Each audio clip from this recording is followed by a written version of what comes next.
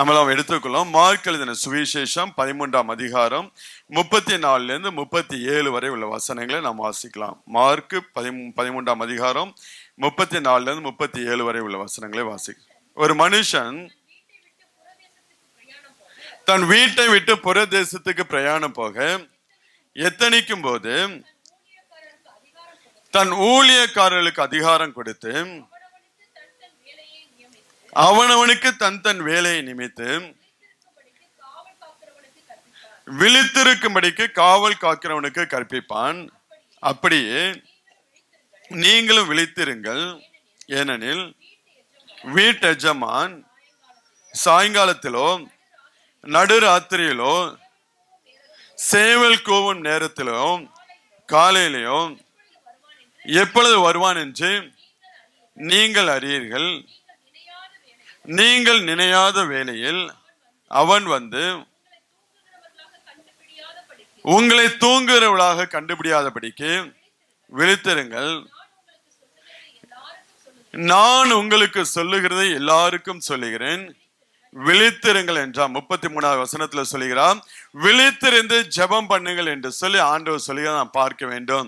இந்த நாட்களில் நாம் எப்படியாக இருக்க வேண்டும், நம்முடைய ஜெப வாழ்க்கை எப்படியாக இருக்க வேண்டும் என்று சொல்லி தேவன் வந்து விரும்புகிறவராக அவர் இருக்க. விழித்திருந்து நாம் ஜெபிக்கிற பிள்ளைகளாக ஆண்டவர் இங்க வருகையின் காரியங்களை குறித்து பேசும்போது இந்த வசனத்தை ஆண்டவர் இங்க சொல்லி, அதனால சொல்ல 35ஆவது வசனத்துல நீங்களும் விழித்திருங்கள். ஏனெனில் வீட்டெஜமான் சாயங்காலத்திலோ நடுராத்திரியிலோ சேவல் கூவும் நேரத்திலோ காலையிலோ எப்பொழுது வருவான் என்று நீங்கள் அறியீர்கள். அதனால விழித்திருந்து ஜெபம் பண்ணுங்கள் என்று சொல்லி ஆண்டவர் அங்க வந்து ஜெபத்தை குறித்து அவர் பேசுவதை நாம் பார்க்க முடிகிறது. அதாவது ஜெபத்துல தூங்கும் போது விழிச்சிருக்கணும், ஜெபம் இல்லாம வாழ்க்கை இருக்கு பாத்தீங்களா, அதுல இருந்து என்ன பண்ண வேண்டும், விழித்திருக்க வேண்டும் என்று சொல்லி ஆண்டவர் சொல்லுகிறார். விழித்திருந்து ஜெபம் பண்ணுகிற பிள்ளைகளாக நீங்கள் இருக்க வேண்டும் என்று சொல்லி ஆண்டவரே இந்த காரியத்தை வந்து அங்க சொல்ல. ஆண்டவருடைய உபதேசத்துல நீங்க பார்த்தீங்கன்னா ஜெபத்துக்கு அதிக முக்கியத்துவம் கொடுத்து ஒவ்வொரு நேரங்களும் அவர் பேசுவார். நீங்க வந்து லூக்கா 18ஆம் அதிகாரத்துல வாசிங்கன்னா சோர்ந்து போகாமல் எப்பொழுதும் ஜெபம் பண்ண வேண்டும் என்று சொல்லி அங்கே தேவன் ஜெபத்தை குறித்து பேசுகிறார்.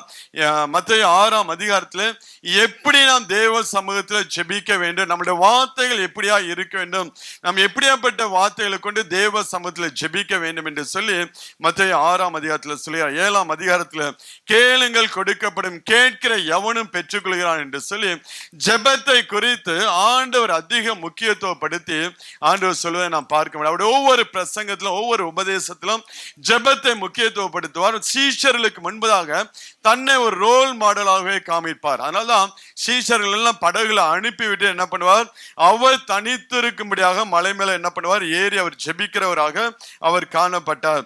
இதை எல்லாம் தான் சீஷர்கள் பார்த்து வளர்கிறவர்களாக இருந்தார்கள். அவர் போனதுக்கு அப்புறம், அவர் எடுத்துக்கொள்ளப்பட்டதுக்கு அப்புறம் அவர்களும் அப்படியாப்பட்ட ஒரு ஜெப வாழ்க்கை உள்ளவர்களாக அப்போஸ்தலர்கள் மாறினார்கள். ஏன்னா அவங்களுக்கு ஆண்டவராகிய இயேசு கிறிஸ்துடைய பிரசங்கத்துல மாத்திரம் இல்ல, அவர்களுக்கு அவர் ஒரு முன்மாதிரியாக இருந்து காண்பித்தார். எப்படியெல்லாம் ஜெபிக்க வேண்டும், தனித்து தேவ சமூகத்துல ஜெபிக்கிறவராக, 2-3 பேர் கூடி ஜெபிக்கிறவராக, அவர்களுக்கு ஜெபத்தை குறித்து அந்த மேன்மையை குறித்து அதிகமாக ஆண்டவர் என்ன பண்ணார், கற்றுக் கொடுத்ததை நாம் பார்க்க முடிகிறது. அதனால அங்கே அவர் வந்து ஜெபத்தை முக்கியத்துவப்படுத்துகிறார். அப்போ சில உபதேசங்களை நீங்க போய் வாசிங்கன்னா நீங்கள் இடைவிடாமல் ஜெபிக்க வேண்டும் என்று சொல்லி அவர்களும் ஜெபத்தை குறித்து முக்கியத்துவப்படுத்துவதை நாம் பார்க்க முடிகிறது.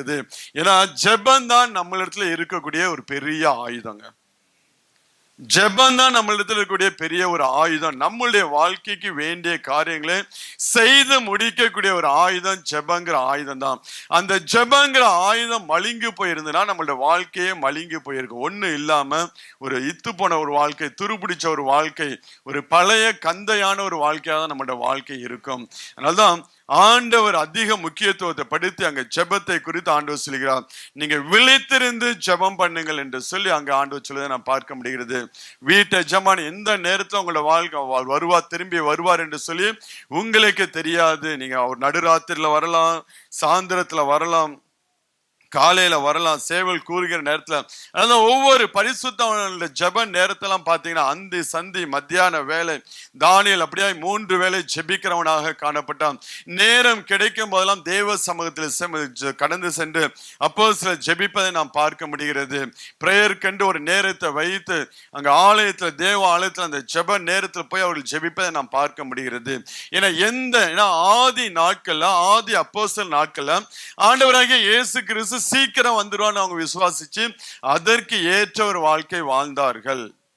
இதோ நான் போகிறேன், சீக்கிரமாய் வருகிறேன் சொன்ன ஆண்டவர் அவர்கள் மரிப்பதுக்குள்ளேயே ஆண்டவராகிய இயேசு கிறிஸ்து வந்து விடுவார்ங்கிற ஒரு நம்பிக்கையோட தான் அவங்களோட வாழ்க்கை அப்படியாப்பட்ட ஒரு வாழ்க்கையாக இருந்து எனி நேரம் எனி டைம் ஆண்டோட வருகை இருக்கும், நம்மளை எல்லாம் கூட்டி கொண்டு போய் விட சொல்லிதான் எல்லாவற்றையும் குப்பையும் தூசியுமாய் எண்ணி தேவனுக்கென்று வாழ்கிறவர்களாக இருந்தார்கள். ஆனால் அவர்கள் கடந்து போயிட்டால் இன்றைக்கு ஆண்டவருடைய வருகைக்கு ஒரு அடையாளங்கள் எல்லாம் நம்முடைய கண்களுக்கு முன்பதாக நடந்து கொண்டிருக்கிறது. அவருடைய வருகை எனி டைம் இருக்கலாம் என்று சொல்லி வேத வல்லுநர்கள் சொல்லி கொண்டிருக்கிறார்கள். என்னைக்கு தேவ ஆலயம் 3வது ஆலயம் கட்டப்பட ஆரம்பிக்கிறதோ அதுக்கப்புறம் நம்ம ஒன்னும் அதிகமெல்லாம் நாட்கள் செல்லாது. ஆண்டவர் கூடிய சீக்கிரம் தன்னுடைய சபையை அவர் கூட்டிக் கொண்டு போகிறவராக இருக்கிறார். அப்படியாப்பட்ட காலகட்டத்தில் வாழ்ந்து கொண்டிருக்கிற நாம் இந்த ஜெபங்கிற ஆயுதத்தை ஒவ்வொரு நாளும் பட்டை தீட்டுகிற பிள்ளைகளாக இருக்க வேண்டும். ஒவ்வொரு நாளும் இந்த ஆயுதத்தை உடைய பிள்ளைகளாக இருக்க வேண்டும். இந்த ஆயுதம் நம்மளுடைய கையில சரியா அது பட்டை தீர்க்கப்பட்டதாக இருந்தால்தான் நம்மளை எதிர்த்து வரக்கூடிய சத்துரு, பிசாசு என்கிற சத்துருவை நாம் மேற்கொள்ள முடியும். இல்லைன்னா அவன் நம்மளுடைய வாழ்க்கையில அவன் மேற்கொண்டு அவன் நினைத்த காரியங்கள் நம்மளுடைய வாழ்க்கையில அவன் செய்கிறவனாக இருக்கான். அதனால இந்த ஜெபங்கிற ஆயுதத்தை நாம் ஒவ்வொரு நாளும் பட்டை தீட்டுகிற, நீங்கெல்லாம் ஜெபிக்கிற பிள்ளைங்க தான், நீங்கெல்லாம் ஜெபத்துக்கு ஓடி வருகிற பிள்ளைங்க தான். மற்ற ஆண்களை பார்க்கும்போது, மற்ற சபையாரை பார்க்கும்போது நீங்க அதிகமா ஜெபிக்கிற பிள்ளைகளாக இருக்கிறீர்கள், அதிகமாக ஜெப கூடுகைக்கு வரீங்க, அதெல்லாம் சந்தோஷம் தான். ஆனாலும் ஆண்டவர் இன்னும் நம்முடைய ஜெப வாழ்க்கை பட்டை தீட்டப்படும்படியாக, இன்னும் ஷார்பன் ஆகும்படியாக தேவன் விரும்புகிறவராக இருக்கிறார். ஏதோ 10-11 நிக்காதபடிக்கு நம்ம தனித்து நின்று ஜெபிக்கிற இடத்துல தேவ பிரசனம் இறங்கி வரத்தக்கதாக நம்முடைய ஜெப ஜீவிதம் அந்த நாட்கள்ல மாற வேண்டும் என்று சொல்லி தேவன் விரும்புகிறவராக இருக்கார். அதுதான் ஜெபங்கிற ஆயுதத்தை நாம் என்ன பண்ண வேண்டும், இந்த நாட்கள்ல நாம் பட்டை தீட்டுகிற பிள்ளைகளாக இன்னும் நம்முடைய ஜெபங்கள் மாற வேண்டும். இன்னும் தேவனுடைய இருதயத்துக்கு ஏற்றாற் போல நாம் ஜெபிக்கிற பிள்ளைகளாக, நம்முடைய தேவைகளுக்கு மாத்திரம் போய் தேவ சமூகத்துல ஜெபிக்கிறதை விட்டுட்டு தேவனுடைய தேவை என்ன, எதற்காக நான் ஜெபிக்க வேண்டும், எந்த பாரத்துக்காக நாம் ஜெபிக்க வேண்டும், எந்த தேசத்துக்காக நாம் ஜெபிக்க வேண்டும் என்று சொல்லி தேவனுடைய இருதயத்தில் இருக்கிற பாரத்தை சுமந்து ஜெபிக்கும்படியாக நம்மளுடைய ஜெப ஜீவிதம் அந்த நாட்களை மாற வேண்டும் என்று சொல்லி தேவன் விரும்புகிறார். ஜெபனா நம்ம என்ன நினைச்சுக்கிறோம், கேளுங்கள் கொடுக்கப்படும், நம்ம தேவையெல்லாம் கேட்டு வாங்கிக்கிறதா நம்ம ஜெபம் நினைக்கிறோம். ஜெபம் என்ன பண்ணுனா நம்மளை மறுரூபப்படுத்தும். அதுதான் ஜெபம். நம்மளை தேவனை போல அவருடைய சாயலை வாங்கி கொடுத்து நாம் ஜெபத்துல உட்கார அவருடைய சாயலை பெற்றுக்கொண்டு அவர் சாயல் நம்ம மூலம் வெளிப்பட ஆரம்பிக்க கூடியதா இருக்கும். ஒரு மனுஷனுடைய ஜெப ஜீவிதம் கரெக்டா தான் வாயில பேசுவாங்க. அவன் ஜெப ஜீவிதம் சரியா இல்லைன்னு வச்சுக்கலாம், அவன் கண்ணுல பேசுவான், மூக்குல பேசுவான், கையில பேசுவான். பேசுறவங்களுக்கு புரியல. ஒரு மனுஷனுடைய ஜெப ஜீவிதம் கரெக்டா இருந்து அவனுடைய காரியத்தை தேவனுக்கு மாத்திரம் தெரியப்படுத்துகிற மனுஷனா இருந்தா, தேவன் மேல நம்பிக்கை வைத்து அதன்படி வாழ்கிற மனுஷனா இருந்தா அவனுடைய வாய் மட்டும் தான் பேசும், இல்லைன்னா பாக்கி எல்லாம் பேசிக்கிட்டு இருக்கும். நம்ம ஜெப ஜீவிதத்தை இன்னும் தேவன் விரும்புகிற வண்ணமாக இந்த நாட்கள்ல நம்மளுடைய ஜெப ஜீவிதம் மறுசீரமைப்புக்குள்ள வர வேண்டும் என்று சொல்லி தேவன் விரும்புக. ஏன்னா நீங்க அதிகமா ஜெபிக்கிறீங்க, நீங்க ஜெபத்துக்கு பிரயாசப்படுகிறனாலதான் ஆண்டவர் உங்களை பார்த்து இன்னும் நீங்க விழித்திருந்து ஜெபிக்கிற பிள்ளைகளாக, அவருடைய இருதயத்தில் இருக்கக்கூடிய பாரங்களை சுமந்து நீங்கள் ஜெபிக்கிற பிள்ளைகளாக மாற வேண்டும் என்று சொல்லி. ஏன்னா ஜெபிக்கிற மனுஷன் வாழ்க்கையில் ஆண்டவர் என்ன பண்ணுகிறார், எல்லாவற்றிலும் அவனுக்கு ஒரு ஜெயத்தை கொடுக்கிறவராக இருக்கிறார். ஜெபம் இல்லைன்னா ஒரு மனுஷனால அவனால முன்னேறி போகவே முடியாது, அவனுடைய வாழ்க்கையில் ஒரு முன்னேற்றத்தை காண முடியாது, வாழ்க்கையில ஒரு முன்னேற்றத்தை காண முடியாது. அதாவது ஜெபம் இருந்தா அந்த மனுஷன் ஆவிக்குரிய வாழ்க்கையில உற்சாகத்தோட ஓடிக்கிட்டு இருப்பான். ஜெபம் இல்லைன்னா அந்த மனுஷன் வாழ்க்கை பாரம்பரிய கிறிஸ்தவனா மாறிடுவான். அவ்வளவுதான் வித்தியாசம். ஜெபம் இருந்ததுன்னா அந்த இருதயம் உற்சாகமாக தேவனை ஒவ்வொரு நாளும் தேட ஆரம்பிக்கும். உற்சாகத்தோடு தேவ சமூகத்துக்கு ஓட ஆரம்பிக்கும், ஆராதனைக்கு ஓட ஆரம்பிக்கும். ஆராதனையில வந்து அவங்க சும்மா இருக்க மாட்டாங்க. ஏன்னா உள்ளுக்குள்ள ஜெபங்கிற அக்கினி எரிஞ்சுக்கிட்டு இருக்கனால ஒவ்வொரு நாளும் அந்த உற்சாகத்தோடு தேவனை தேடுகிற மனுஷனாக நீங்க வாச சங்கீதத்துல கூட வாசம் கர்த்தரை தேடுகிற இருதயம் வாழும் என்று சொல்லி அந்த இருதயம் ஒவ்வொரு நாளும் கர்த்தரை தேடக்கூடியதாய் காணப்படும். ஏன்னா ஜெபம் இருக்கும்போது உற்சாக இருதயத்தோடு தேவனை சேவிக்கிற பிள்ளைகளாக இருப்பாங்க. ஜெப ஜீவிதம் இல்லைன்னு வச்சுங்களேன், ஒரு பாரம்பரிய கிறிஸ்தவ ஒரு ட்ரெடிஷனலா ஆலயத்துக்கு வரணும் போகணும், அவ்வளவுதான். எந்த மாற்றம் எப்படி வந்தோமோ அப்படியே தான் வந்த வண்ணமா திரும்பி போவாங்க. பார்த்தீங்களா, இது ஒரு பாரம்பரியமாய் மாறிவிடும். நமக்கே கிறிஸ்தவ வாழ்க்கை எப்படி ஆயிரும், ஒரு பாரம்பரியம். வெள்ளிக்கிழமை ஆனா சர்ச்சுக்கு போகணும், அவ்வளவுதான். கிறிஸ்மஸ் ஆனா நியூ இயர் ட்ரெஸ், புது ட்ரெஸ் எடுக்கணும். நியூ இயர் ஆனா புது ட்ரெஸ் எடுக்கணும். இப்படியே நம்ம வந்து வாழ்க்கையை நம்மளோட மைண்ட் எல்லாம் ஒரு பாரம்பரிய வாழ்க்கையா மாறிவிடும். ஆனால் ஜெபிக்கிற பிள்ளைகளோட வாழ்க்கையில ஒவ்வொரு நாளும் உற்சாகத்தோடு அவர்கள் ஓடுவார்கள். என்ன பிரச்சனை, என்ன எதிர்ப்புகள், என்ன தடைகள் வந்தாலும் அவர்கள் உற்சாகத்தோடு ஓடுவதை நாம் பார்க்க முடிகிறது. அப்படியாப்பட்ட ஒரு ஜெப ஜீவிதம் இந்த நாட்கள் நம்மளோட வாழ்க்கையில இருக்க வேண்டும். நம்மளோட இந்த ஜெபங்கிற ஆயுதம் இந்த நாட்கள்ல பட்டை தீட்டப்பட்டதாக, நல்ல ஷார்பன் பண்ணப்பட்டதாக இருக்க வேண்டும். ஜெபத்துல உட்கார்ந்து எந்த காரியத்துக்காக நாம் ஜெபிக்கிறோமோ அந்த காரியத்துல ஜெயத்தை பெற்றுக்கொள்ளும்படியாக, தேவ சமூகத்தில் அமர்ந்திருக்கும்படியாக நம்மளுடைய வாழ்க்கை இந்த நாட்களில் மாற வேண்டும் என்று சொல்லி தேவன் விரும்புகிறவராக இருக்கிறார். நீங்க வாசிங்கன்னா 1 சாமுவேல் 13ஆம் அதிகாரத்துல அங்க பெலிஸ்தர் என்ன பண்ணுவாங்க, இஸ்ரவேல் ஜனங்கள் வந்து ஒருவன்ட்டையும் பட்டயம் இல்லாதபடி அவன் காத்துக்கொள்வான். பட்டயம் இருந்தாலும் நமக்கு எதிராக வருவான், யுத்தம் செய்வான், நம்மளை மேற்கொள்வான். இவன் கையில பட்டயம் இல்லாம போயிட்டுனா நமக்கு எந்த பிரச்சனை இல்லை என்று சொல்லி நீ 1 சாமுவேல் 13ஆம் அதிகாரம் 19 22 வரை உள்ள வசனத்தை வாசிங்க. எபிரெயர் பட்டயங்களாகிலும் ஈட்டைகளை ஆகிலும் உண்டு பண்ணாதபடிக்கு பார்த்து கொள்ள வேண்டும் என்று பெலிஸ்தர் சொல்லியிருந்தபடியால் இஸ்ரவேல் தேசத்தில் எங்கும் ஒரு கொல்லன் அகப்படவில்லை. பட்டயத்தை உருவாக்கும்படியாக ஒரு கொல்லனும் அகப்படவில்லை. இஸ்ரவேலர் யாவரும் அவரவர் தங்கள் கொழு விரும்புகளையும் தங்கள் மண்வெட்டிகளையும் கோடரிகளையும் தங்கள் கடப்பாறைகளையும் தீட்டி கூர்மையாக்குறதுக்கு பெலிஸ்தர் இடத்துல போக வேண்டியதா இருந்தது. கடப்பாறைகளையும் மண்வெட்டிகளையும் முக்கூறுள்ள ஆயுதங்களையும் கோடரிகளையும் தாற்றுக்கோள்களையும் கூர்மையாக்குறதுக்கு அரங்கள் மாத்திரம் அவர்களிடத்தில் இருந்தது. யுத்த நாள் வந்தபோது சவுலுக்கும் அவன் குமாரனாகிய யோனத்தானுக்குமே அஞ்சி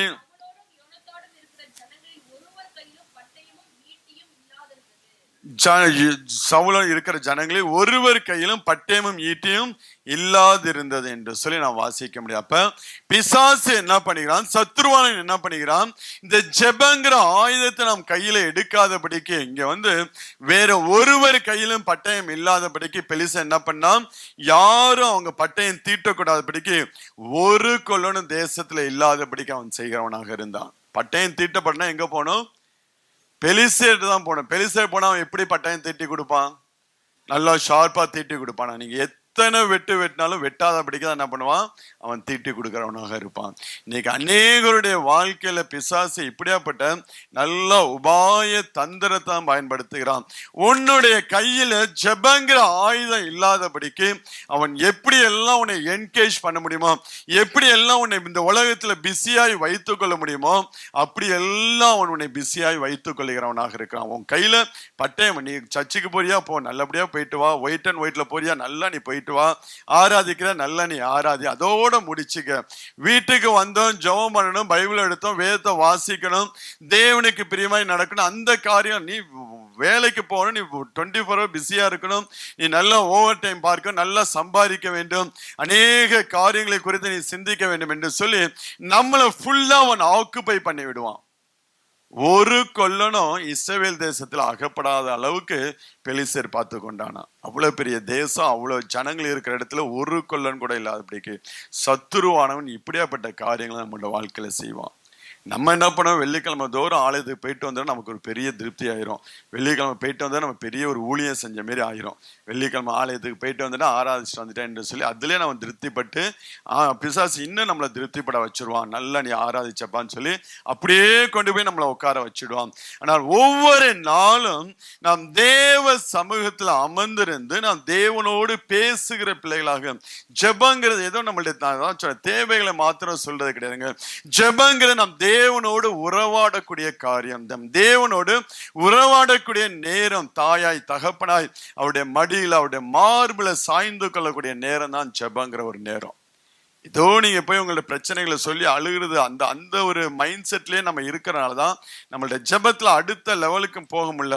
நீங்க ஜெபத்துல உட்கார்ந்து ஆண்டவருடைய மடியில படுத்துக் கொள்ளக்கூடிய ஒரு அனுபவத்தை நீங்கள் பெற்றுக்கொள்ள முடியும். நீங்க ஜெபத்துல உட்கார்ந்து ஆண்டவருடைய மார்பில சாய்ந்து கொண்டு ஒரு தாய் எப்படி நம்மளை தேற்றுவாளோ அதே போல தேவன் நம்மளை தேற்றுவதே அந்த அனுபவத்தை நீங்கள் பெற்றுக்கொள்ள முடியும்.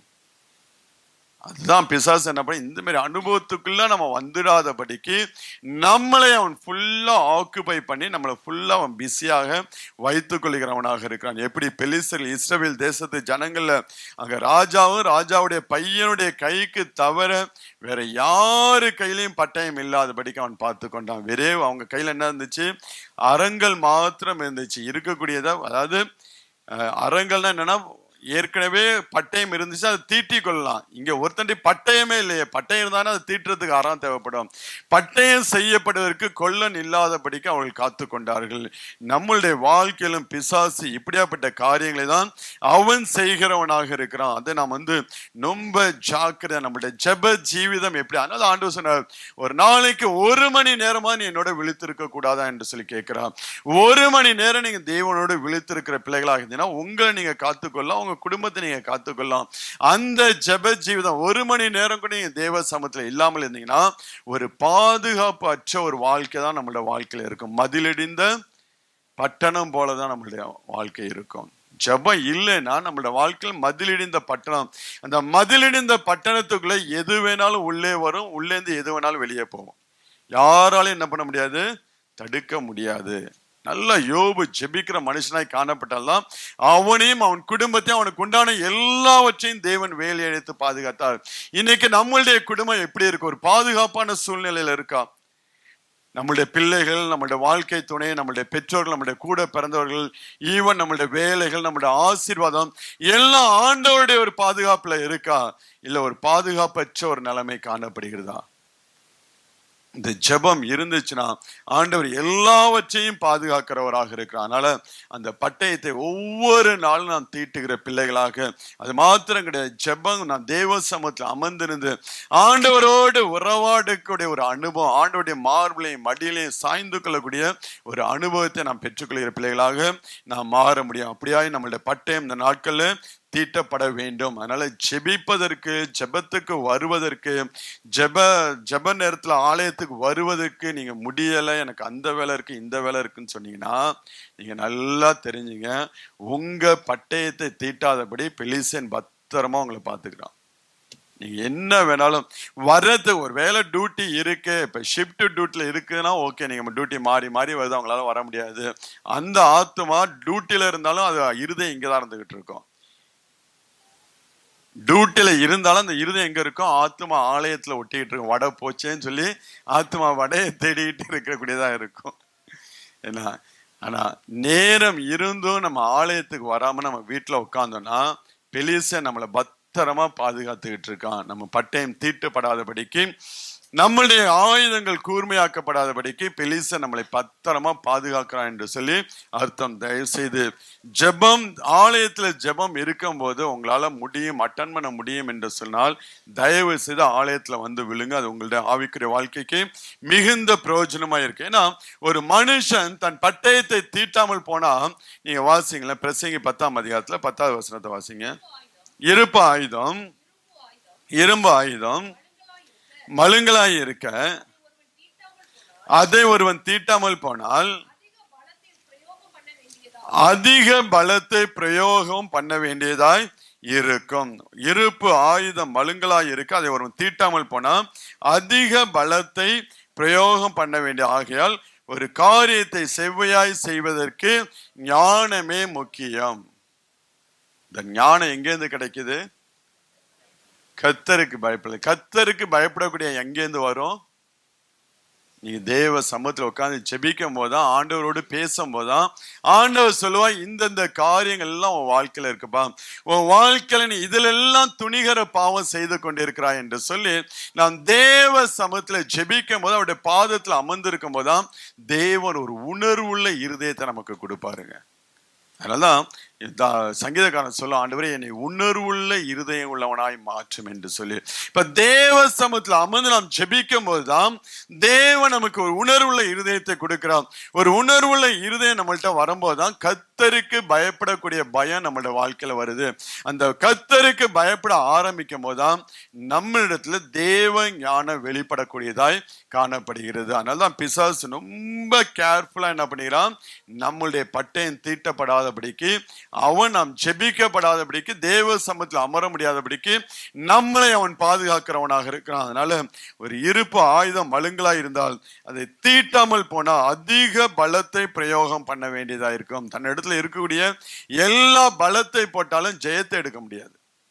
நீங்க அதிக பலத்தை பிரயோகம் பண்ண வேண்டி இருக்கு, ஆனால் ஜெயம் எடுக்க முடியாது. ஏன்னா ஜெயம் கர்த்தரால தான் வரணும், ஜெயம் நம்மளால வர முடியாது. நம்ம என்னதான் பிரயாசப்பட்டு என்னதான் செஞ்சாலும், என்னதான் நம்ம திறமையா நம்ம ஒரு காரியத்தை செய்ய நினைச்சாலும் ஒன்னும் நடக்கவே நடக்காது. ஜெயம் குதிரை யுத்த நாளுக்கு ஆயத்தமாக்கப்படும். ஜெயமோ, நீங்க வாசிங்க நீதிமொழி 21:30-31 வாசிங்க.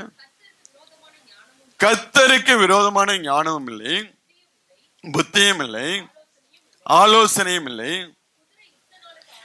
குதிரை யுத்த நாளுக்கு ஆயத்தமாக்கப்படும், ஜெயமோ கர்த்தரால் வரும். குதிரை இத்தனை நாளுக்கு ஆயத்தமாக்கப்படும், ஜெயமோ கர்த்தரால். கர்த்தருக்கு விரோதமான ஞானமும் இல்லை, யுத்தமும் இல்லை, ஆலோசனையும் இல்லை. இப்ப தேவ சமூகத்துல ஜெபிக்கிற பிள்ளைகளோட வாழ்க்கையில தேவ ஞானம் வெளிப்பட ஆரம்பிச்சுச்சுன்னா அந்த ஞானத்தை மேற்கொள்ளக்கூடிய ஞானம் இந்த உலகத்துல எதுவுமே கிடையாதுங்க. பிசாசு எவ்வளவு தந்திரமா வந்தாலும் தேவ ஞானத்தால் நிரப்பப்பட்ட பிள்ளைகள் பிசாசு எந்த வழியா வரான்னு சொல்லி அழகா அந்த கேட்டை மூடிட்டு போயிட்டே இருப்பாங்க. அந்த கேட்டை திறந்தான உள்ள நம்மளோட வாழ்க்கையில தேவையில்லாத காரியங்களை கொண்டு வருவான். நல்ல ஜெபிக்கிற பிள்ளைகளோட வாழ்க்கையில தேவ ஞானம் வெளிப்பட ஆரம்பிக்கும் போது பிசாசு எப்படியாப்பட்ட வகையில அவன் தந்திரத்தோடு நம்மளோட வாழ்க்கையில உள்ளே நம்மளை அழிக்க முடிய வந்தாலும் நம்மளால தேவ ஞானத்தினால் அதை தடுத்து நிறுத்த முடியும். தேவ ஞானத்தால், நம்ம ஞானத்தினால கிடையாது. இந்த தேவ ஞானத்தை பெற்றுக்கொள்வதற்கு நாம் தேவ சமூகத்துக்கு ஓடி தேடுகிற பிள்ளைகளாக இருக்க வேண்டும். நாம் அதிக நேரம் தேவ சமூகத்தில் நாம் நேரத்தை செலவழிக்கிற பிள்ளைகளாக இருக்க வேண்டும். ஏதோ 1 மணி நேரம் ஜெபித்தேன் என்று சொல்லி அதில் நாம் திருப்திப்பட விடக்கூடாது. நம்முடைய ஜெபம் இந்த வருஷம் 1 மணி நேரம் ஜெபிக்கிற பிள்ளை அடுத்த வருஷம் ஒரு 10 நிமிஷமாக நாம் கூட்ட வேண்டும், ஒரு 1/4 மணி நேரமாக நாம் கூட்ட வேண்டும், ஒரு 1.25 மணி நேரம். அப்படியே நம்மளோட வாழ்க்கையில் என்ன பண்ண, ஒரு கூடிக்கிட்டே இருக்க வேண்டும்.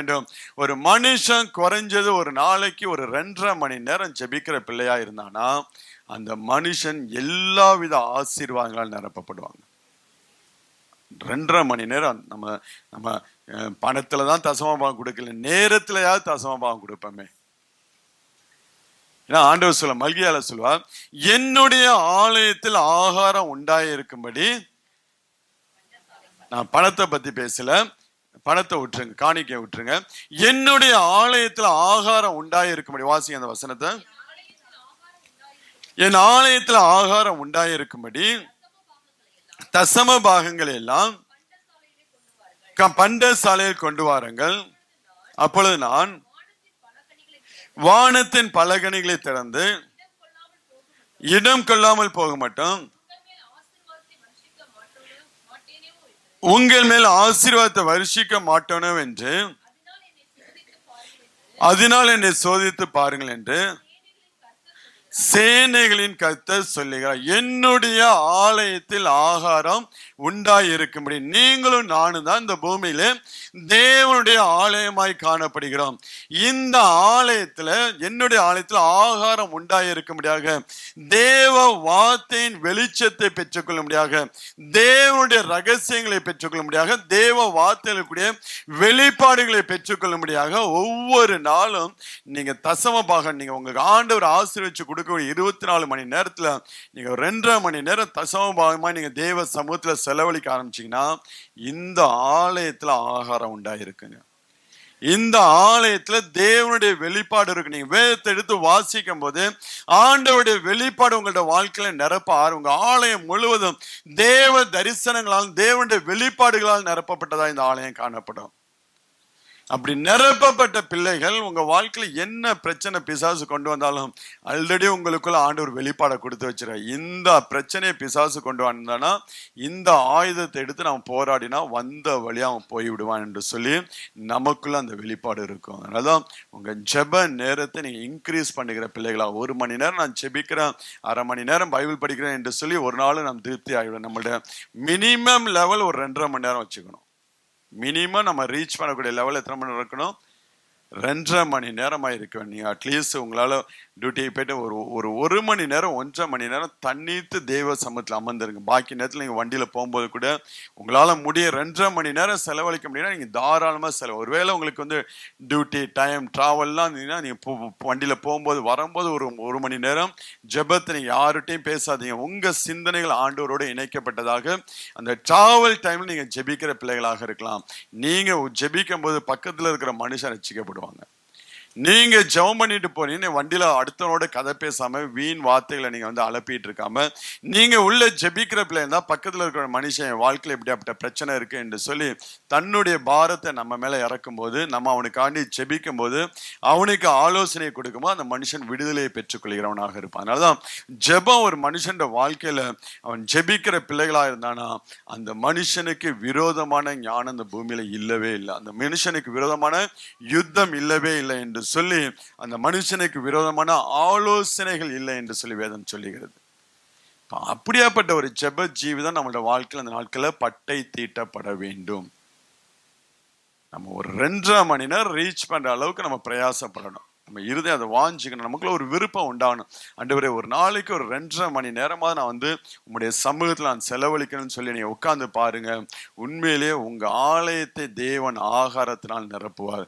இந்த ஆலயம் நிரப்பப்பட்டுச்சுன்னா அது நிரம்பி வழிய ஆரம்பிக்கும் போது நீங்க இருக்கக்கூடிய குடும்பம் ஆசீர்வதிக்கப்படும், நீங்க இருக்கக்கூடிய சபை நீங்க இருக்கக்கூடிய தேசம் ஆசீர்வதிக்கப்படும். தேவன் அப்படியாதான் என்ன பண்ணுகிறார்? நம்மளுடைய ஜெபம் இந்த நாட்களில் மாற வேண்டும் என்று சொல்லி தேவன் விரும்புகிறார். குதிரை யுத்த நாளுக்கு ஆயத்தமாக்கப்படும், ஆனால் ஜெயமோ கர்த்தரால் வரும். நம்ம தேவ சமூகத்துல விழுந்து கிடக்க கிடக்க கிடக்க நமக்கு வேண்டிய ஜெயத்தை கர்த்தர் கொடுத்து ஒவ்வொரு நாள் நடத்துவாருங்க. நம்ம அதை தேடி ஓட வேண்டியது, அது நம்மளை தேடி வரும். ஜெயம் நம்மளை தேடி வரும். நம்மளோட வாழ்க்கையில் ஆசீர்வாதங்கள் நம்மளை தேடி. ஜெபிக்கிற பிள்ளைகள், முழங்கால் படியிடுகிற பிள்ளைகளே, அதிகாலையில தேவ சமூகத்துல ஜெபிக்கிற பிள்ளைகளே, அந்த குடும்பத்தை பிசாசு தொடுவதற்கு ஒரு நாளும் இடம் கொடுக்க மாட்டான். அதிகாலையில எந்திரிச்சு நீங்க வந்து முழங்கால் படி போட்டு தேவனை நோக்கி உங்க கையில நீங்க ஏறெடுக்கிற பிள்ளைகளா இருந்தீங்கன்னா எந்த விதத்திலும் பிசாசு எந்த மனிதர்களை கொண்டு உங்க குடும்பத்துக்குள்ள கொண்டு வந்து குழப்பத்தை உண்டாக்கும்படியாக, பிரச்சனையை உண்டாக்கும்படியாக, பிரிவினையை உண்டாக்கும்படியாக தேவன் ஒரு நாளும் அனுமதிக்க மாட்டார். யாரு இடைஞ்சல கொண்டு வருகிற பிள்ளைகளாக இருக்கிறார்களோ அவங்கள ஆண்டவர் இல்லாதபடி மாத்தி போடுவார். நம்ம வாழ்க்கையில வராதபடிக்கு தேவன் அவர்களே நம்மளுடைய வாழ்க்கையை விட்டு அவர் எடுத்து தூக்கி தூரப்படுகிறவராக இருக்கிறார். ஜெபிக்கிற பிள்ளைகளோட வாழ்க்கையில கர்த்தருடைய கண் எப்பொழுதும் என்ன பண்ணி இருக்குது? அந்த குடும்பத்தை அவர் உலாவி கொண்டிருக்குது. ஜெபிக்கிற பிள்ளைகளுடைய குடும்பத்தை கர்த்தருடைய கண்கள் எப்பொழுதும் நோக்கமாக இருக்கு. எந்த ஒரு மனுஷனும் அந்த குடும்பத்துக்கு விரோதமா அந்த குடும்பத்துக்குள்ள வந்து எந்த ஒரு பிரச்சனையும் கொண்டு வர முடியாதபடிக்கு கர்த்தர் என்ன பண்ணுகிறார்? பாதுகாக்கிறவராக இருக்கு. அதனால ஜெபம் பண்ணுங்க. நல்லா ஜெபம் பண்ணும்போது நீங்க இங்க இருந்து நீங்க ஜெபிக்கும் போது தேசங்கள்ல இருக்கக்கூடிய குடும்பத்தை தேவன் என்ன பண்ணுகிறார்? தன் கண்களுக்கு முன்பதாக வைத்து உன் எல்லைகள் எல்லாம் என்னுடைய கையில இருக்கு என்று சொல்லி என்ன பண்ணி ஆண்டவர் பாதுகாக்கிறவராக. அதனால தயவு செய்து ஜெப வாழ்க்கைய இன்னும் நீங்க மெருகேற்ற வேண்டும். இன்னும் நீங்க ஜெபிக்கிற பிள்ளைகளாக தேவ சமூகத்துல போய் உங்களுடைய பாரங்களை எல்லாம் தேவ சமூகத்துல போய் நீங்க போலீஸ் ஸ்டேஷன் போனீங்கன்னா அவன் எஃப்ஐஆர் புக் பண்ணுவான் பாத்தீங்களா, first incident record, first information record. அதே போல நம்மளுடைய வாழ்க்கையில எந்த பிரச்சனையா இருந்தாலும் எஃப்ஐஆர் எங்க போடணும், முத அங்கதான் போய் போடணும். இங்க மனுஷன்கிட்ட போய், கணவன்கிட்ட போய், மனைவிகிட்ட போயிட்டு, மற்றவங்கள்ட்ட போயிட்டு, வேலை பார்க்குற இடத்துல மேனேஜர்கிட்ட போயிட்டு நம்ம என்ன பண்ணக்கூடாது, எந்த பிரச்சனையும் அவங்களுக்கு போய் சொல்லக்கூடாது. நம்ம இன்ஃபர்மேஷன் யாருக்கு கொடுக்கணும், ஆண்டவருக்கு தான் கொண்டு வைக்கணும். ஆண்டவரே இப்படியாப்பட்ட பிரச்சனை இருக்கு, இந்த மாதிரி சூழ்நிலை இருக்கு, நீங்க என்ன பண்ண போறீங்க ஆண்டவரே, நான் என்ன செய்ய வேண்டும் என்று சொல்லி உங்க இன்ஃபர்மேஷனை போய் தேவ சமூகத்துல ரெக்கார்ட் பண்ணிட்டீங்கன்னா அவர் அதுக்கப்புறம் பார்த்துக்குவார். உங்களையில ஒருவேளை கால தாமதம் ஆகுது, இன்னும் உங்களால ஒரு ப்ரேயர் சப்போர்ட் இருந்தா நல்லா இருக்குமேனா, நீங்க சபை ஜனங்கள் நல்லா ஜெபிக்கிற பிள்ளைகிட்டயோ பாஸ்டர்கிட்டயோ உங்க ஜெபிக்கிறவங்கள்ட்ட நீங்க சொல்லி இதற்காக ஜெபித்து கொள்ளுங்கள் என்று சொல்லி நீங்க சொல்லி கேட்டுக்கொள்ளலாம். உங்க ஜெபத்துக்கு தான் முதல்ல ஆண்டவர் பதில் கொடுப்பாரு. அதுக்கப்புறம் தான் மற்றவங்களுடைய ஜெபம். நீங்க எவ்வளவு பெரிய ஊழியக்காரன்ட்ட போனாலும் அந்த ஊழியக்காரன் வார்த்தையை காட்டிலும் உங்க வார்த்தை தான் ஆண்டவர் முக்கியத்துவப்படுத்துவார். அதனால அவங்கள்ட்ட போய் சொன்னா, இவங்கள்ட்ட யார்கிட்ட சொன்னாலும் நீங்க அவர்கிட்ட சொன்னாதான் கதை நடக்கும். அப்படியாப்பட்ட ஜெப வாழ்க்கை இந்த நாட்கள் நம்முடைய வாழ்க்கையில மாற வேண்டும். அதனாலதான் நீங்க தானியேலுடைய வாழ்க்கையில பாருங்க, அவனுக்கு விரோதமாய் காரியம் வந்த போதும் இன்ஃபர்மேஷன் எங்க கொடுக்கறான், தேவ சமுதாயம். அவன் ராஜா எனக்கு தெரியும், நான் சொன்னா ராஜா கேட்பாரு. அவன் ராஜாவுடைய இருதயம் கூட இவனை தப்பு வைக்க வகை தெரிஞ்சிச்சு. அது கூட தானியேல் பொருட்படுத்தவில்லை. அவன் நேரா தேவ சமூகத்துல அவன் எப்போதும் தன் வழக்கத்தின்படி ஜெபிக்கிற மனுஷனாய் காணப்பட்டான். கொண்டு போய் சிங்க கவியில போடும்போது அவன் கவலைப்படவில்லை. அவனுடைய ஜெபம் அவனை பாதுகாக்கக்கூடியதாய் காணப்பட்டுச்சு. எந்த ஒரு ராஜாவாலும் அவனை பாதுகாக்க முடியவில்லை. ஆனால் அவனுடைய ஜெபம், தானியேலுடைய ஜெபம் அங்கே சிங்க கெபிலிருந்து அவனை பாதுகாத்து ஆச்சரியமாய் அவனை வெளியே கொண்டு வந்தது. அப்படியாப்பட்ட ஒரு ஜெப ஜீவிதத்தை தான் தேவன் அந்த நாட்கள்ல நம்ம இடத்துல எதிர்பார்க்கிறார். மனுஷர்களை நம்பி, மனுஷர்களை சார்ந்து, மனுஷர்களிட போய் நிக்கிறத நீங்க என்ன பண்ணுங்க, விடுங்க. தானியேல் ஆச்சரியம் தான் அவனுடைய காரியம். அவனை பிடிச்சு கொண்டு போனாலும் ராஜாட்ட இந்த இன்ஃபர்மேஷன் நீங்க பாஸ் பண்ணுங்க, தானியேலை பிடிக்கிறாங்க, அரெஸ்ட் பண்றாங்க, அவன் பாட்டுக்கும் போயிட்டே இருந்தான். ஏன்னா அவனுக்கு தெரியும் அவனுக்குள் இருக்கக்கூடிய தேவன் எப்படியாப்பட்டவர் என்று சொல்லி அவனுக்கு நல்லா தெரியும். அதனாலதான் நீங்க வாசிக்க முடியும், தானியேல் 6:28 எந்த ராஜா வந்தாலும் தானியேலுடைய காரியம் எப்பொழுதும் எப்படியா இருந்தது, ஜெயமாய் இருந்தது. தரியும் ராஜ்யபாரத்தின் காலத்திலும் பெர்சியனாகிய கோரேசுடைய ராஜ்யபாரத்தின் காலத்திலும் தானியேலின் காரியம். இவன் மனுஷனை நம்பி போனானா ஒரு ராஜா மாறி இன்னொரு ராஜா வரும்போது என்ன பண்ணிருப்பான், தானியேலையும் சேர்த்து அனுப்பிச்சிருப்பானுங்க.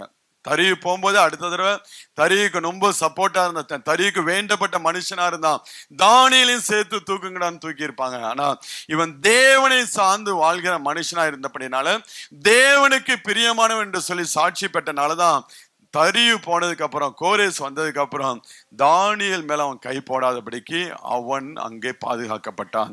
அவனுடைய காரியம் எல்லா ராஜ்யபார காலகட்டத்திலும் தானியேலுடைய காரியம் ஜெயமாய் இருந்தது. அப்ப ஜெபிக்கிற மனுஷன் ஜெயிக்கிறவனா இருப்பாங்க. அதுதான் சத்தியம். ஜெபிக்கிற மனுஷன் அவன் எல்லாவற்றிலும் அவன் ஜெயிக்கிற மனுஷனாய் மாறுவான். அவனை தேவன் மாற்றுவார். ஜெபிக்கிற மனுஷன் தேவன் ஜெயிக்கிறவனாய் மாற்றுகிறவராக இருக்கிறான். அதனால்தான் அதிகமாய் நாம் தேவ சமூகத்துல விழுந்து கிடக்கும்படியாக நாம் நேரத்தை நாம் தேவ சமூகத்தில் நாம் செலவழிக்கிற பிள்ளைகளாக இருக்க வேண்டும். நம்முடைய ஜெபம் என்கிற ஆயுதம் நன்கு பட்டயம் தீட்டப்பட்டதாய் காணப்பட வேண்டும். அதுதான் ஆண்டவங்க சொல்ல, நீங்கள் தூங்காமல் விழித்திருந்து ஜெபம் பண்ணுங்கள், விழித்திருந்து ஜெபம் பண்ணுங்கள் என்று சொல்லி ஆண்டவர் சொல்லுவார். நம்மளோட வாழ்க்கையிலும் அப்படியாப்பட்ட ஒரு எச்சரிப்பு இந்த நாட்களே உண்டாக வேண்டும். இன்னும் நாம் தேவ சமூகத்தில் நேரத்தை செலவழிக்க முடியாது. இன்னும் நம்மளோட ஜெப நேரம் கூடும்படியாக, இன்னும் நாம் தேவனோடு உறவாடும்படியாக, நல்லா நீங்க தேவ சமூகத்துல போயிட்டு உங்க தேவை எல்லாம் சொல்லி நீங்க அழணும்னு அவசியமே கிடையாதுங்க. நீங்க போய் நல்லா நீங்க அவரோடு உறவாடிட்டு வந்தனாலே போதும். உங்க பிரச்சனைகள்லாம் நீங்க சொல்லாம நல்லா துதிச்சு பாடி மகிமைப்படுத்தி அவருக்குள் நீங்க உங்க மன மகிழ்ச்சியை வெளிப்படுத்தி ஆண்டவருடைய சமூகத்துல எவ்வளவு சந்தோஷம் என்று சொல்லி அதையெல்லாம் வெளிப்படுத்தி, ஆண்டவரை நீங்க தவிர எனக்கு வேற ஒண்ணும் வேண்டான்னு வந்துட்டீங்கன்னா உங்க வாழ்க்கையில எந்த சத்துரும் உள்ளே வராதபடிக்கு அவர் காத்துக்கொள்வார். ஏன்னா அந்த ரிலேஷன்ஷிப் ஆண்டவருக்கு ரொம்ப ரொம்ப முக்கியம்.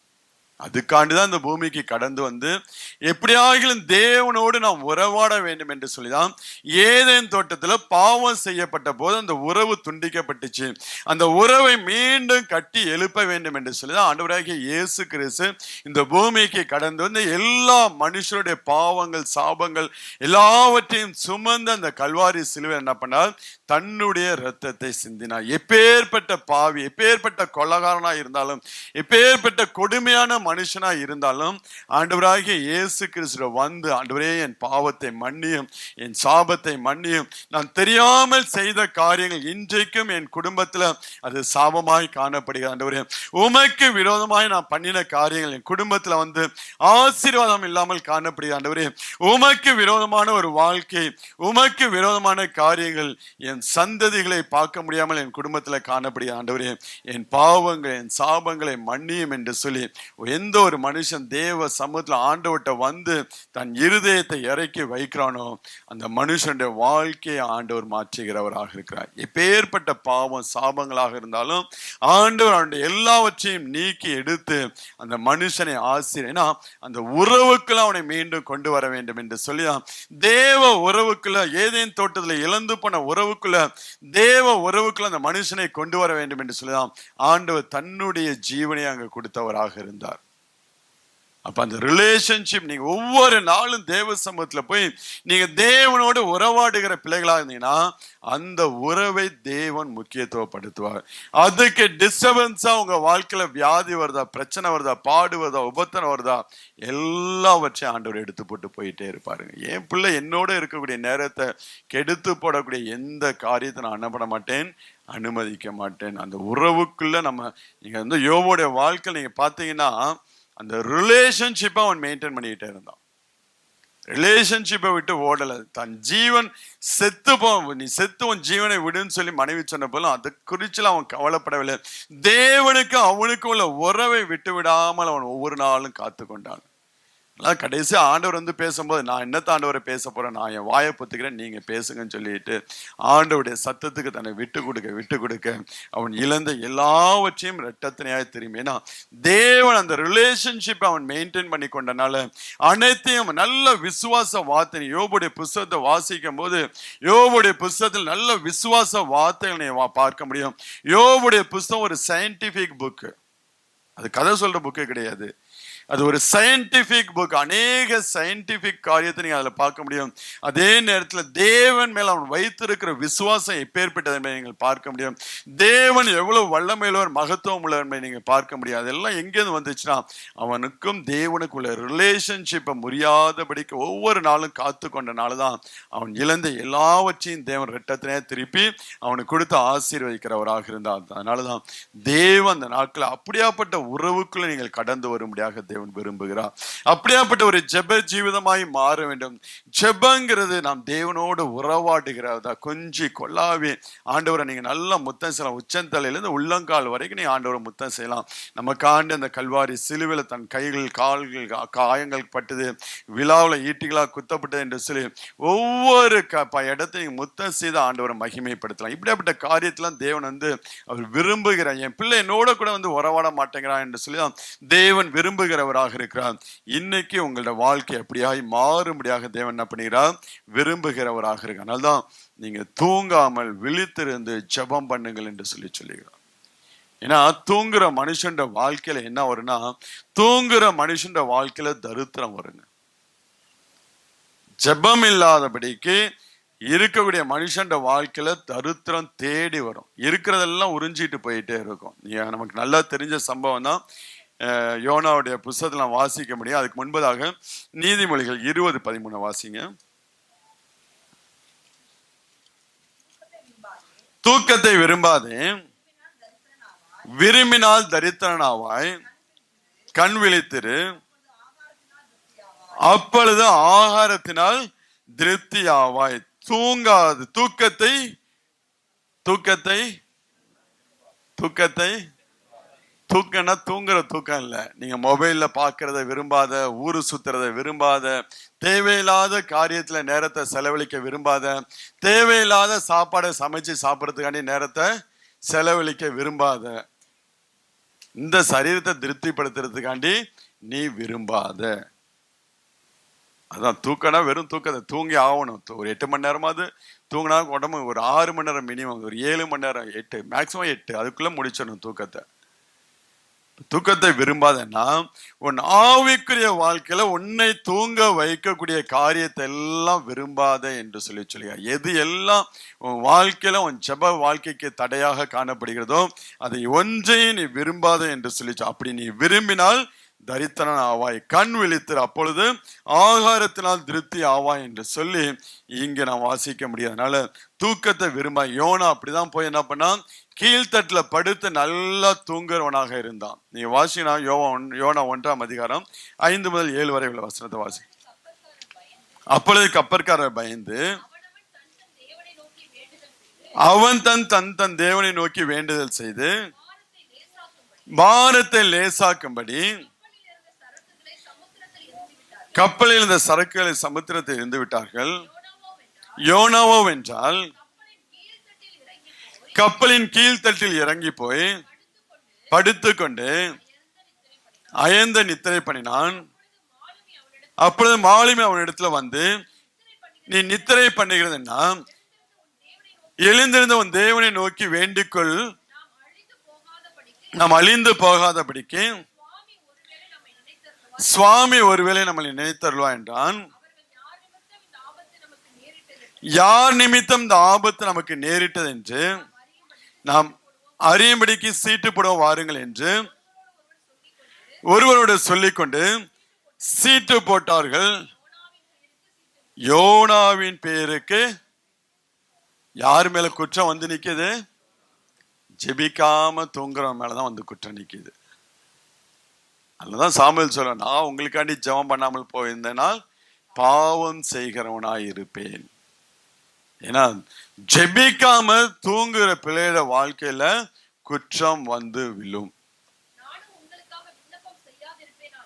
டைம் ஆயிடுச்சு. நான் உங்களுக்காக விண்ணப்பம் செய்யாம இருந்தா கர்த்தருக்கு விரோதமாய் பாவம் செய்கிறவனாக அதை எனக்கு தூரமாய் இருப்பதாக என்று சொல்லி சாமுவேல் அங்கே சொல்லுவதை நான் பார்க்க முடியுது.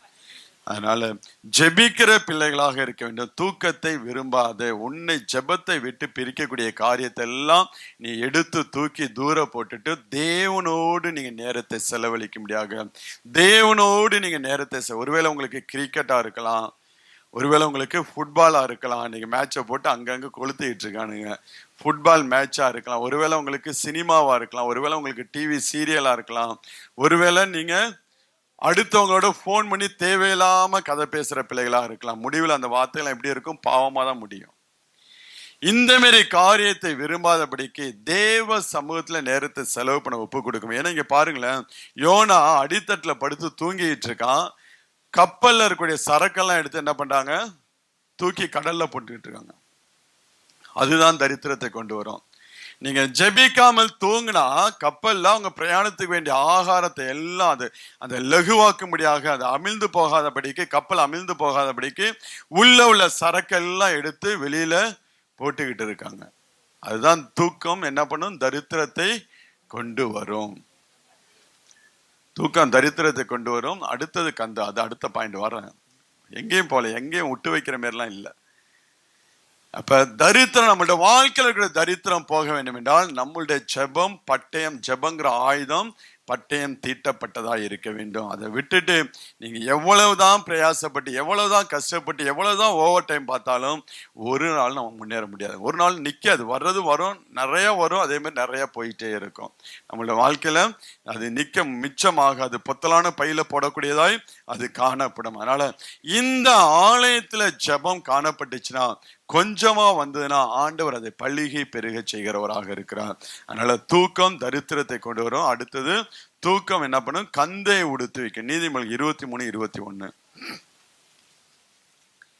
நீதிமொழிகள் 23:20 வாசிங்க. குடியனும் போஜன பிரியரும் தரித்திரன் ஆவார்கள். தூக்கம் கந்தைகளை உடுத்து வைக்கும். தூக்கம் என்ன பண்ணுமா? ரட்சிப்பின் வஸ்திரத்தை எடுத்து போட்டுவிட்டு கந்தைகளை, அழுக்கான கந்தைகளை, பாவம் நிறைந்த கந்தைகளை கொண்டு வந்து நம்மளோட வாழ்க்கையில போடக்கூடியதா இருக்கும். அதுதான் தூக்கம். ஜெபம் இல்லாத ஒரு மனுஷன் வாழ்க்கையில. ஏன்னா ஜெபம் இல்லைன்னா அந்த சிந்தனையை காத்துக்கொள்ள முடியாதுங்க. உங்களுடைய இருதயத்தையும் உங்களுடைய சிந்தனையும் நீங்க காத்துக்கொள்ளனா தேவ சமூகத்தில் அமர்ந்திருந்தாதான் கிறிஸ்து இயேசுவில் இருந்த சிந்தை உங்களுக்குள்ளே கடந்து வரும். நீங்க ஜெபங்கிற இடத்துல இல்லாம போனீங்கன்னா உங்களுடைய சிந்தையும் உங்களுடைய இருதயமும் அவுட் ஆஃப் கண்ட்ரோல்ல இருக்கும். உங்களுடைய சிந்தையும் உங்களுடைய இருதயம் எப்படி இருக்கும்? Out of your control. கண்டது உள்ள வரும், கண்டது வெளில போயிட்டே இருக்கும். உள்ள வரதெல்லாம் நம்மளோட வாழ்க்கையில தேவையில்லாத காரியத்தை செய்ய வைக்கக்கூடியதாய் காணப்படும். அதனால்தான் இந்த தூக்கம் என்ன பண்ணும்? கந்தையை உடுத்து வைக்க நம்மளோட ரட்சிப்பின் வஸ்திரத்தையே அழுக்காக்கி போட்டுரும். ஏன்னா ஜெபம் இல்லைன்னா நம்ம எப்படி மாறிடும்? ஒரு ட்ரெடிஷனல் கிறிஸ்டியனா மாறிடும், ஒரு பாரம்பரியம் உள்ளவனாய் மாறிடும். நமக்குள்ள ஒரு உற்சாகம் இருக்காது.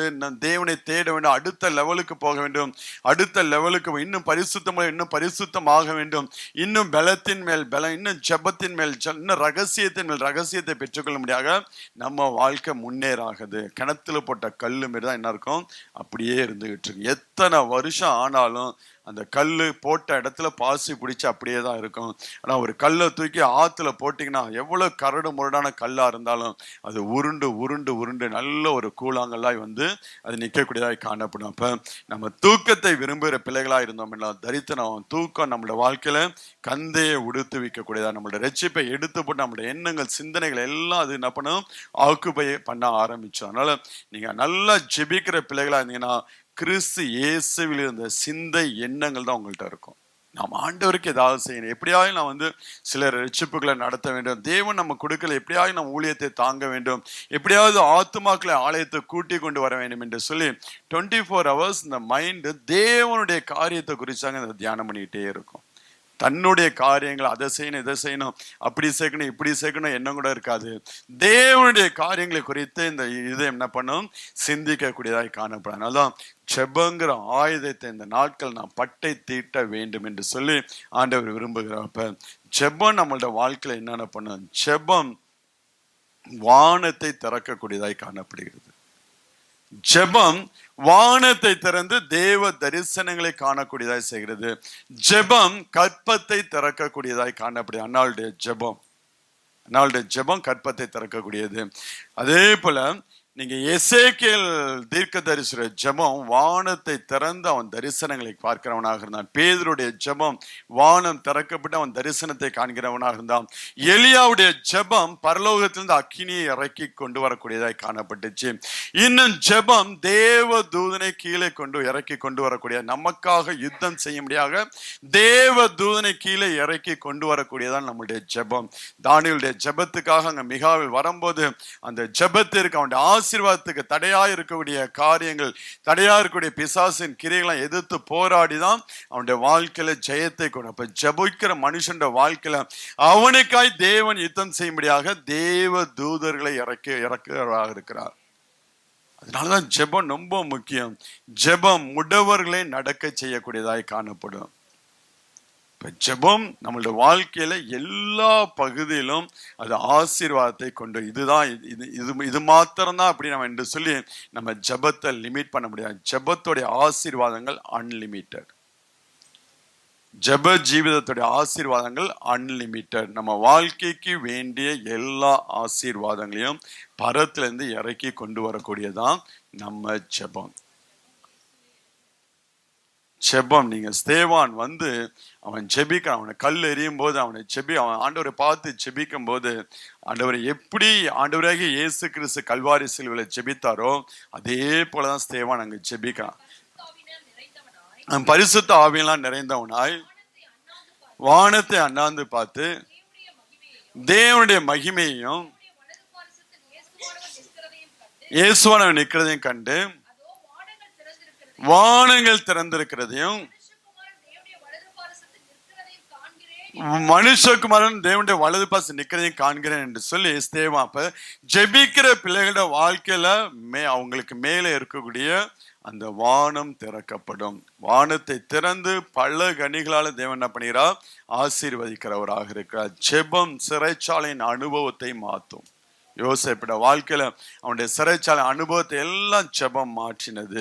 அதே போல அநேக காரணம் எவ்வளவோ சொல்லி கொண்டு போகலாம். ஜெபம் பரலோக மகிமையை நமக்குள்ள கொண்டு வந்து கொடுக்கக்கூடிய தேவ பிரசன்னத்தை நமக்குள்ள. நீங்க சாலமோன் ராஜா ஆலயத்தை கட்டி நல்லா ஜெபம் பண்ணி தன் கைகளை தேவனுக்கு நேராக ஏறெடுக்கும் போது தரிசனங்களை பேசுகிறவர், அந்த ஆலயத்தை தேவ மகிமையினால நிரப்புகிறவராக இருந்தார். அதனால ஜெபம் நம்மளுடைய வாழ்க்கையில் வேண்டிய எல்லா காரியங்களையும் கொண்டு வந்து கொடுக்கும். ஜெபிக்கிற ஜெபம் அன்லிமிட்டெட் பிளெஸிங்கை நம்மளோட வாழ்க்கையில கொண்டு வரும். ஏன்னா ஜெபங்கிறது தேவனோட உள்ள உறவு. அந்த உறவு சரியா இருந்தனா தேவன் தன்னுடைய மனவாட்டியை ஒரு நாளும் கைவிடவே மாட்டார். வேணா டைம் இல்லை. அப்ப தன்னுடைய மனவாட்டியை அவர் கண்ணும் கருத்துமாய் பார்த்து கொள்ளும்படியாக இன்றைக்கு உங்களுடைய ஜெப ஜீவிதம் என்ன பண்ண வேண்டும்? பட்டை தீட்டப்பட வேண்டும். இன்னும் அதிகமாய் தேவ சமூகத்தில் ஜெபிக்கும்படியாக வரக்கூடிய ஆண்டுல ஒரு தீர்மானத்தை எடுங்க. குறைஞ்ச 1 மணி நேரம் ஜெபிக்காத பிள்ளைகள் ஆண்டவரே சாலிடா 1 மணி நேரம் தேவ சமூகத்துல தொடர்ந்து இருக்கணும். காலையில 1/2 மணி நேரம், சாயந்தரம் ஒன்றும் அதெல்லாம் கிடையாது. 1 மணி நேரம், காலையில 1 மணி நேரம் அல்ல ராத்திரி 1 மணி நேரம். 1 மணி நேரம் ஜெபிக்கிற பிள்ளைகள் என்ன பண்ண வேண்டும்? அடுத்த லெவல் ஒரு 1/4 மணி நேரம், ஒரு 1/2 மணி நேரம் அப்படியாய் கூட்டி கூட்டி கூட்டி ஒவ்வொரு நாளும் இந்த ஜெப ஜீவிதத்தில் நீங்க கூட ஆரம்பிச்சீங்கன்னா நீங்க நல்லா ஜெபிக்கிற பிள்ளையா இருந்து பாருங்க. ஆண்டவர் உங்களை எல்லா காரியத்தையும் உங்களை ஆசீர்வதிப்பா. அதனால ஒரு தீர்மானத்தை எடுங்க. கர்த்தர் வரக்கூடிய ஆண்டுல உங்களை அப்படியே ஆசீர்வதிப்பா.